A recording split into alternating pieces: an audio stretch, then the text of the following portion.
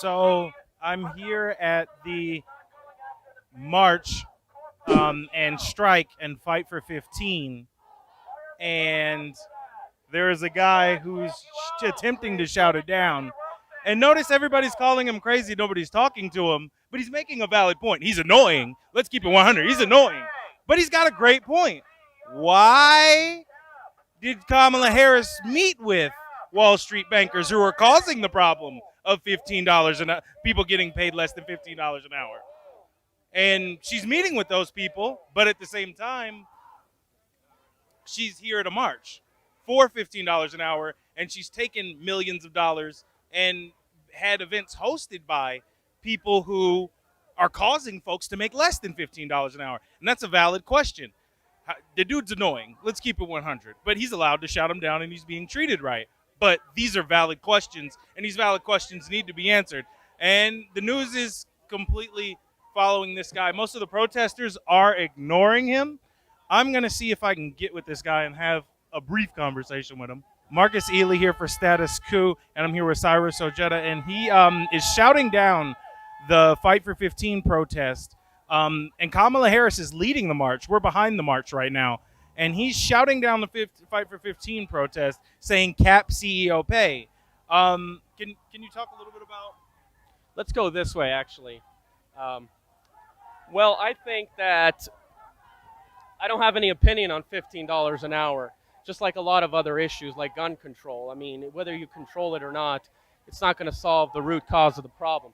$15 an hour, there's some pros and cons. I mean, I think Walmart can pay $15 an hour, but I think that small businesses are going to be harmed. But the real problem is not really necessarily the minimum wage. The real problem is you have CEO pay that has shot up exponentially since the 1970s. And there could be a number of reasons, destruction of unions, outsourcing, low-skilled immigration, a lot of different things. So we need to cap CEO pay by putting a ratio system. So a CEO can only make 50 times the bottom employee. And we also need to address cost of living. We need to find ways to bring rental costs down.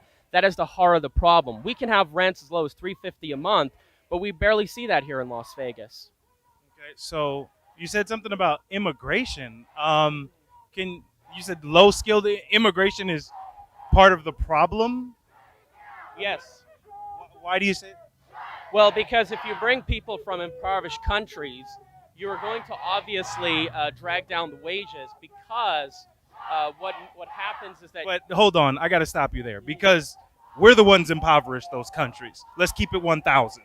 We impoverished those countries. We did that to them. We did 100-something coups in the last 50-something coups in the last 100 years in South America. We're doing a coup right now in Venezuela. So, I am not supportive of American foreign policy, but the bottom line is the American foreign policy is the root cause of our immigration problems.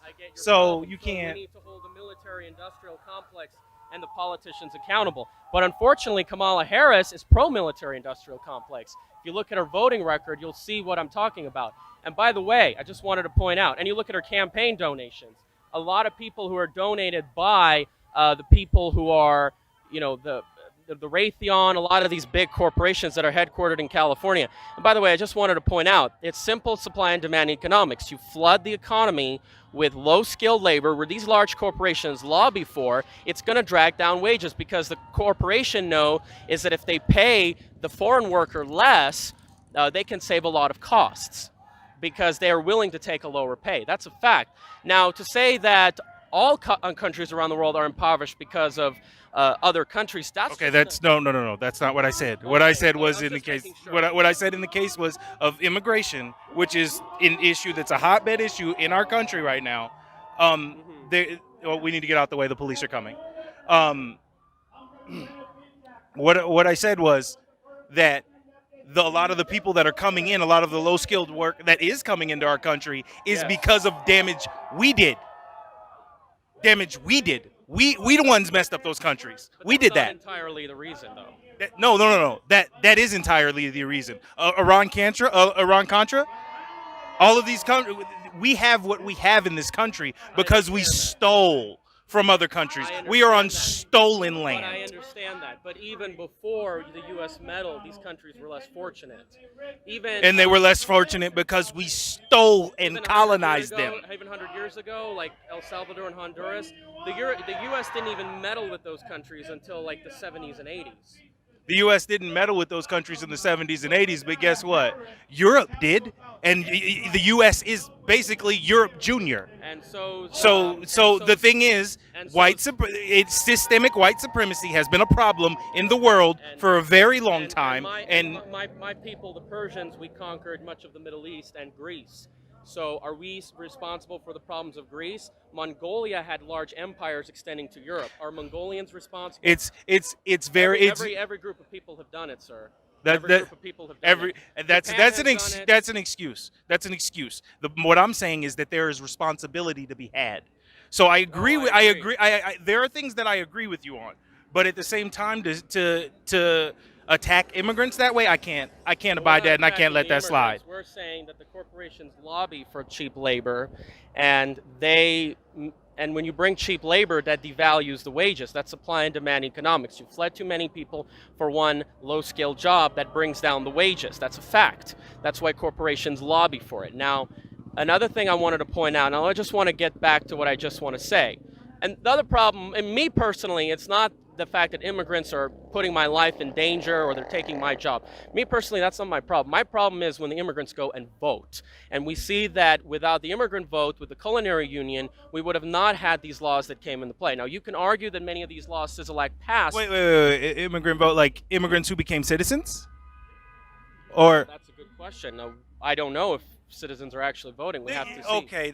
I need some proof for you to make a claim like that, bro. Well, I need think we should proof. investigate. I think we should investigate. We have investigated. There is no proof, sir. You tripping, bruh. I'm sorry. Nah, you tripping. Hope you enjoyed that last video. Hop on over to statuscoup.com where you can sign up for our email list and become a member for as low as $5 to $10 a month. Membership is how we grow. That's statuscoup.com/join. And remember, join our email list so we can grow the revolution with you.